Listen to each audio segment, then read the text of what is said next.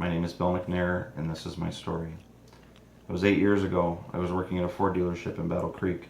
My wife Robin was home with the kids, and she was trying to put our 18-month-old son Nicholas to sleep. Suddenly he stiffened, and then he went limp. She shook him. There was nothing. She yelled for our daughter Courtney, she's 13 years old, to call 911, which she did. Nick's face was turning pale. "Go get Don," she yelled. Nick's lips were turning blue. He was lifeless. "Call your dad." I had customers in my office at the time. The secretary at the dealership told me my daughter was on the phone and it was an emergency. "Nick's not breathing," she yelled. Don rushed over, gave him several breaths, several chest compressions, and revived him. The ambulance arrived within 6 minutes of the initial call. They rushed him out to the ambulance. He was now breathing and starting to come around. The ambulance rushed him to Bronson ER. I was praying the whole way home. I called my father, yelling at him. I was crying. I was expecting my son to be dead when I got home. Just so you know, a Ford Taurus will do 112 miles an hour.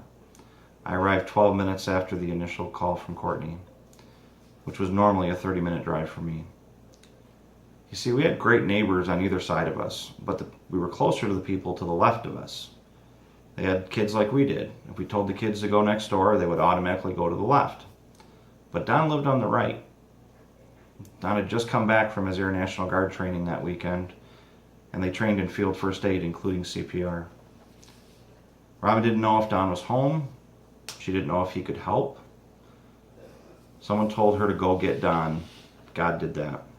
Someone put Don in our home that night. God did that. Someone gave Don the training. God did that. Someone gave Courtney the strength as a young girl to make the phone call to 911, to get Don, to call me. God did that.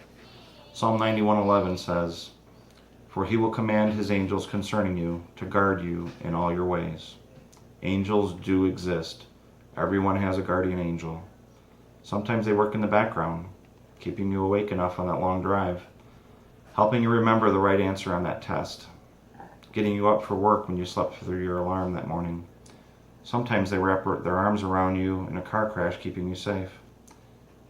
Sometimes they pull you back from a busy street onto the curb to avoid getting hit by that car. Sometimes they live next door and they rush over to revive your son. Don was his guardian angel. God put him there. There's no rationale for what happened. God did it all. It was divine influence and supernatural advantage directly in our lives. Nick has come through with no adverse effects, by the way, all by the grace of God.